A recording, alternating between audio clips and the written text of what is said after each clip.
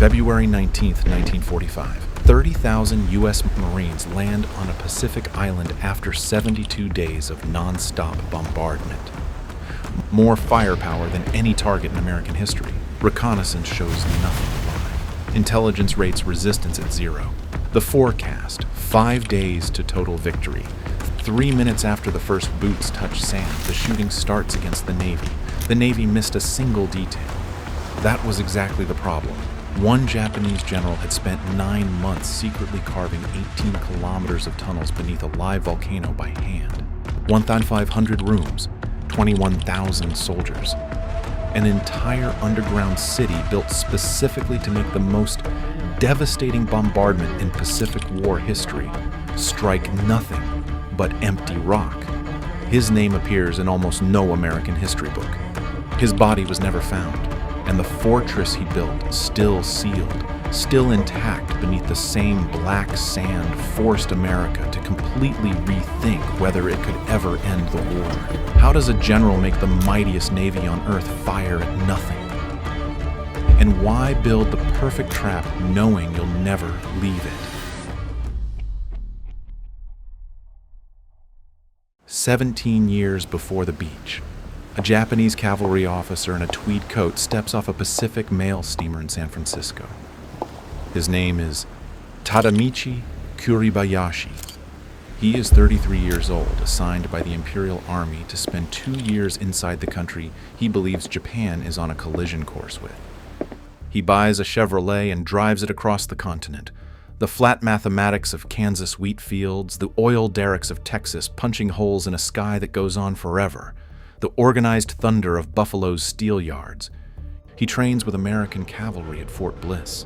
He sits in lecture halls at Harvard. He watches the road systems, the factory output, the logistics networks, the appetite for scale, and every night he runs the same arithmetic. He goes home. He writes detailed reports on American industrial capacity, logistics infrastructure, and military doctrine. He includes a personal recommendation, formally submitted through proper channels. Japan should not go to war with the United States. He is ignored at every level. He was right.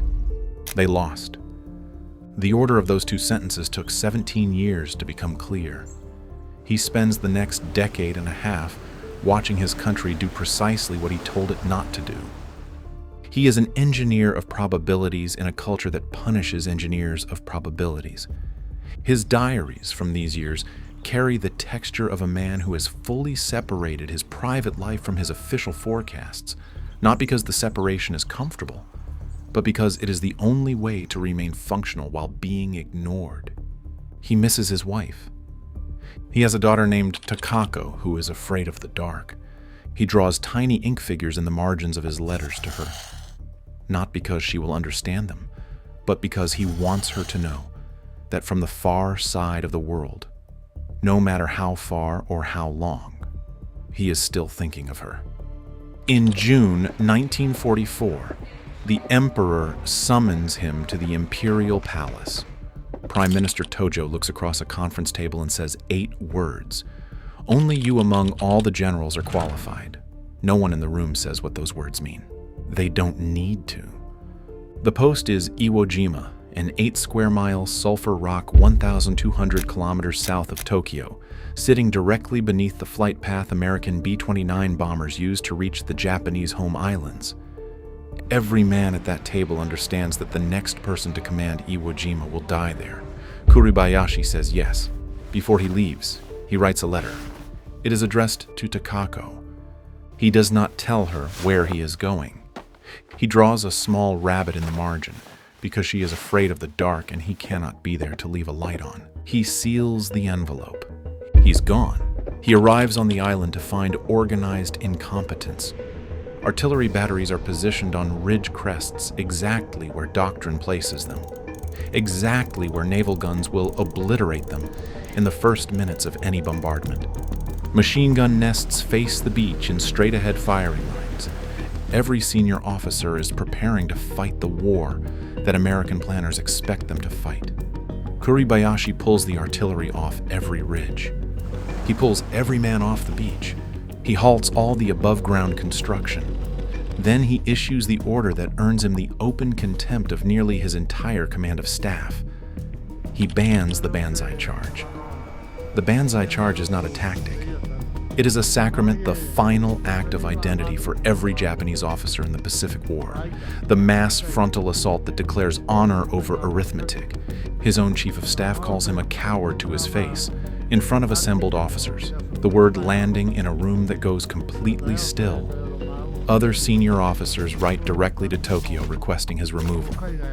Kuribayashi listens to the accusation. He does not answer. He files their letters.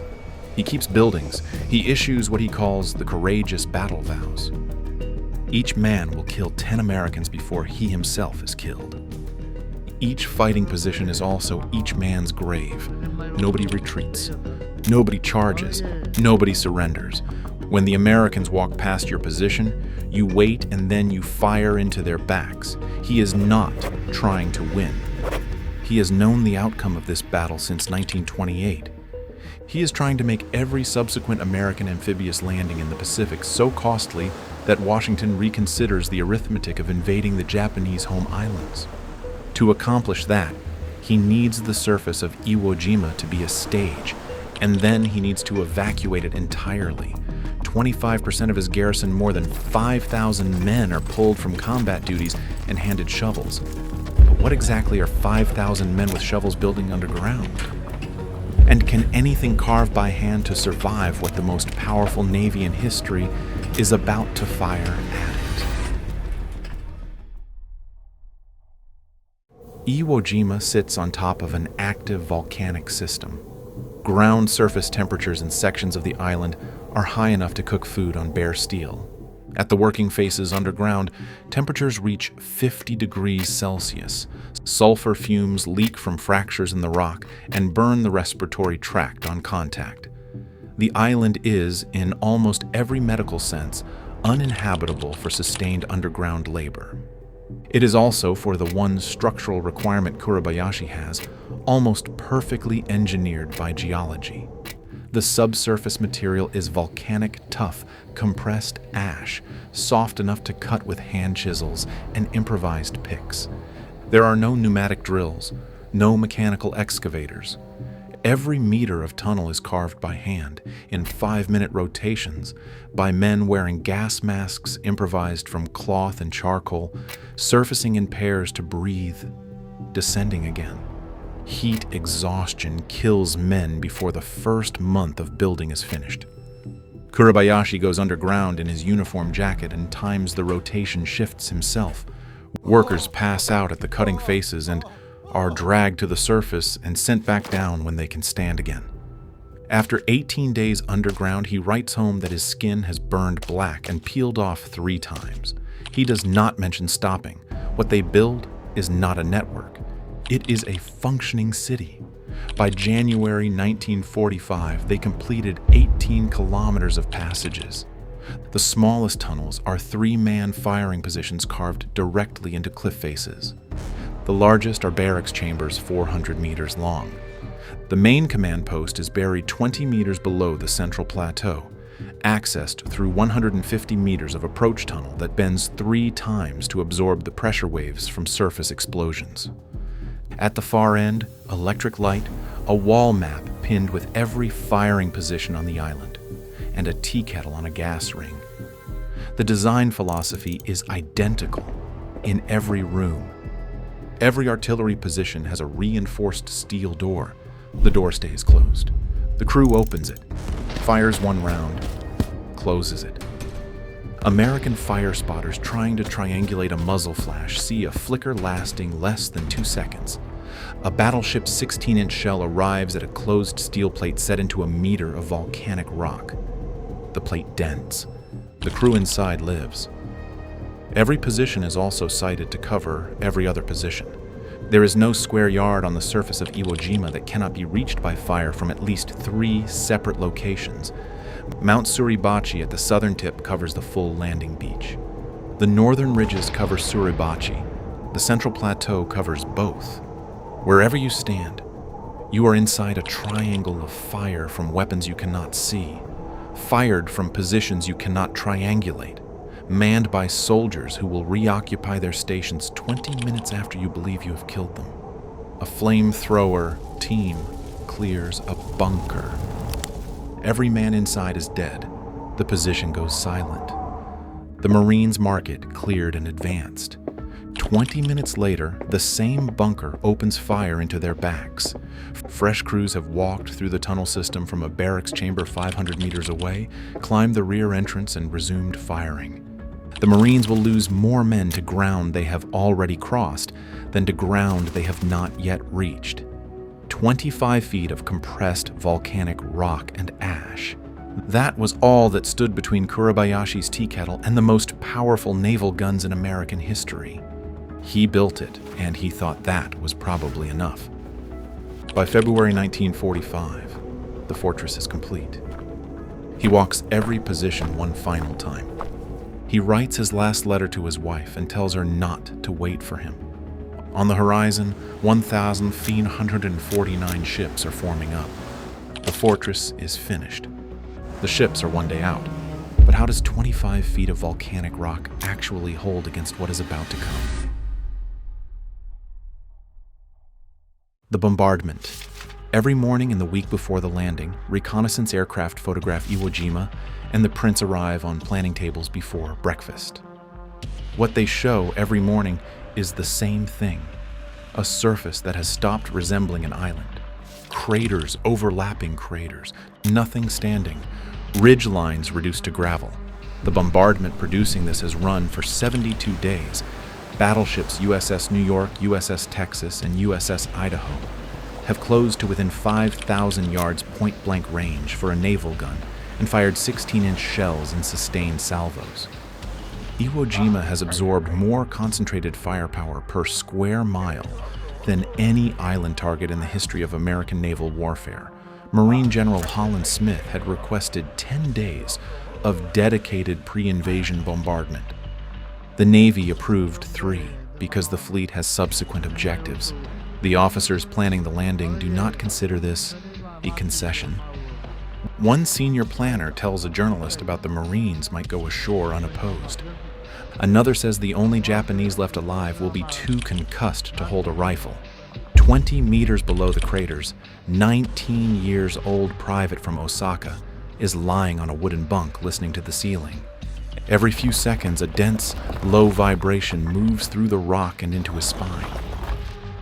He has been listening to this for 72 days. Around him, men sleep in rotation, eat cold rice, clean weapons that are already clean. In the firing rooms, every range card is memorized, every fuse is preset. The steel doors are closed. Not one tunnel has collapsed. Not one chamber has been breached. Kuribayashi sits at his desk when the bombardment lifts on the morning of February 19th. He is 53 years old. The electric light, the tea kettle, the wall map. He thinks briefly of a rabbit drawn in a letter of margin. The order he issued weeks ago is committed to memory by every man on the island. When the Americans land, you do not fire. You let the first wave come ashore. You let the second wave pile in behind the first. You wait until the beach reaches the maximum density. He has calculated precisely how long a brigade strength amphibious landing takes to congest a beach to its tactical breaking point. 3 minutes. The first wave of Marines steps off the landing craft into black volcanic sand. The island is silent. The men briefed on 5 days of easy resistance are walking upright because nothing is shooting at them, and maybe this one is straightforward after all. 2 minutes. 3 minutes. The island fires back from everywhere at once. The beach is a kill zone, and the Marines have nowhere to go.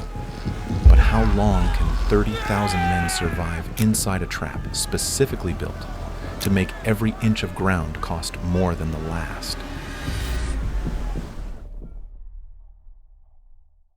Every square yard artillery from the north ridges, mortars from the central plateau, heavy machine guns from the eastern and western cliff faces. Mount Suribachi opens across the full width of the landing zones from a flank. No Marine unit has pushed far enough to suppress. The air fills with interlocking fire from 3 directions simultaneously.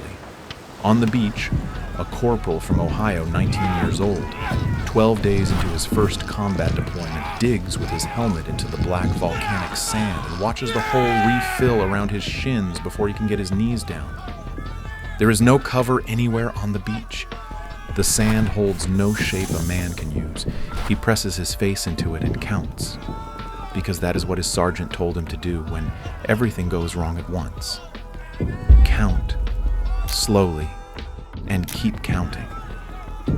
Above him, the air is geometry tracer lines from 3 separate angles converging at the same coordinates, which happen to be where he is lying. He survives day 1. 40% of the men he can name do not. By nightfall, the Marine Corps has taken 2,420 casualties. The Marines pushed inland the following morning and encountered the system. Flamethrower teams clear bunkers. They pour fuel through the firing slits. The men inside die.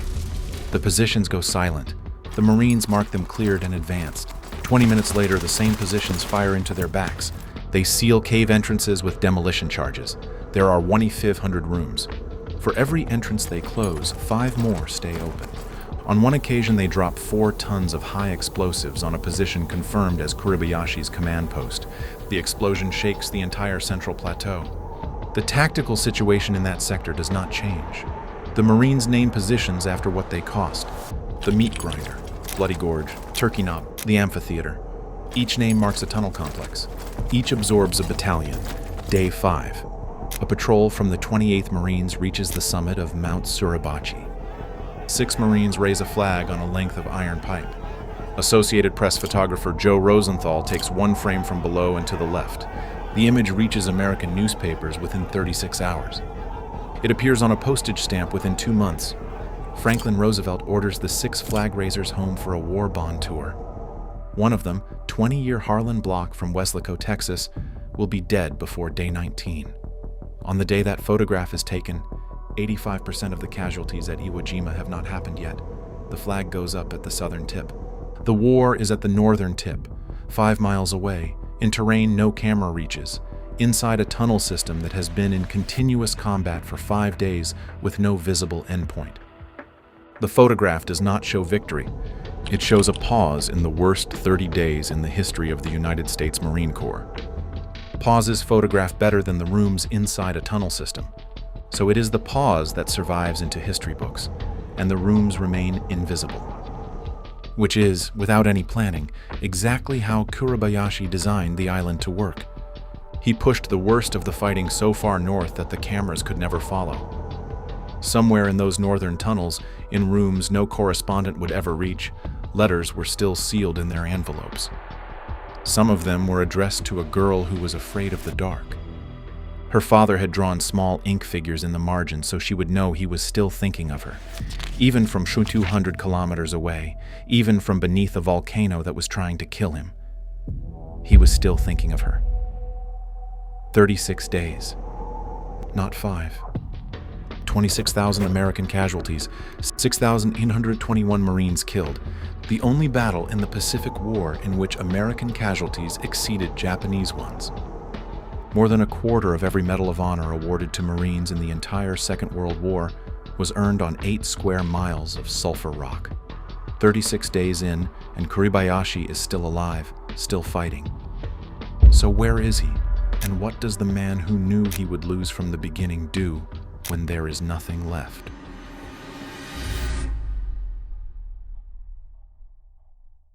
Day 20. Day 25. Day 30. There is no other way through the tunnel system. You enter each chamber and kill the people in it, and you advance 10 meters, and you enter the next chamber. By the 3rd week of March, the perimeter Kuribayashi controls have contracted to a single ravine in the far north. He has had water for 2 more days. He has ammunition for one final coordinated action. On March 17th, he transmits his last radio message to Tokyo. He apologizes to the emperor for failing to hold the island longer. He thanks his men. He recites a poem he has written in the preceding days. Imperial General Headquarters promotes him to full general on receipt of the transmission. Nobody in Tokyo knows for certain whether he is still alive. The promotion arrives in a ravine with no water and rifle ammunition counted in individual rounds. He does not acknowledge it. There is nothing left to acknowledge, and no one left to send acknowledgement to. That night, for the first time in 9 months, Tadamichi Kuribayashi stops calculating. Not because the calculations are finished, because there is nothing left to calculate toward. 3:15 a.m., March 26, 1945. 300 Japanese soldiers move out of the ravine in silence. No shouts, no raised swords, no bayonet line. They cross open ground in small infiltration groups, moving exactly as Kuribayashi trained them for 9 months. And they hit a Marine bivouac near the Motoyama airfield with knives, grenades, and rifles fired at contact range in the dark against men who are asleep.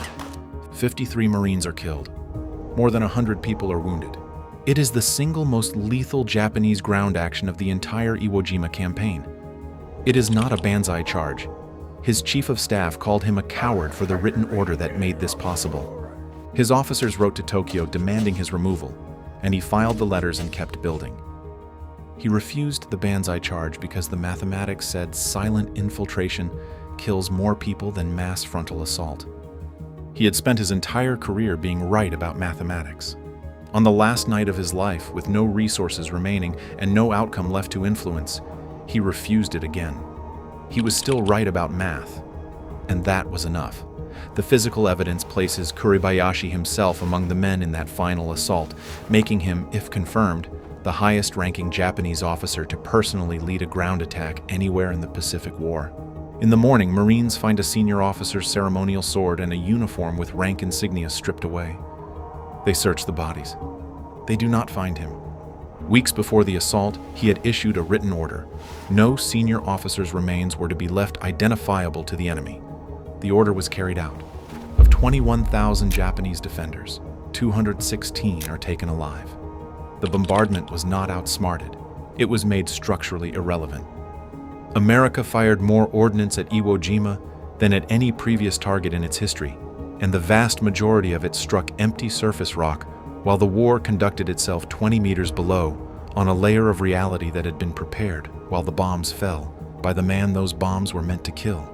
The tunnels are still there, 18 kilometers beneath the same black sand. Most have never been mapped. Most have never been entered since 1945. Steel doors remain on their hinges in chambers. No one has opened in 80 years. Tea kettles sit on gas rings. Letters remain sealed in their envelopes. Some of those letters are addressed to a girl named Takako, who was afraid of the dark. Her father drew a rabbit in the margin because he could not be there to leave a light on. He wanted her to know that even from inside a volcano that was actively trying to kill him, even from a place she would never see and he would never leave, he was thinking of her. He was an engineer of probabilities, raised in a culture that punished engineers of probabilities. He knew the outcome before he said yes in the Imperial Palace. He built the tunnels anyway, not for himself, but for every island that came after this one, and for the calculation American planners would be forced to run when they looked at the casualty figures and asked whether they were willing to multiply those numbers by the size of Kyushu. He never once left a light on for himself. That was never what the light was for. And if this kind of story is what you're here for, the next one is already waiting for you. 500 prisoners escaped a Nazi death camp using nothing but fire extinguishers. The full story is right here. The 500 prisoners who escaped a Nazi death camp with fire extinguishers.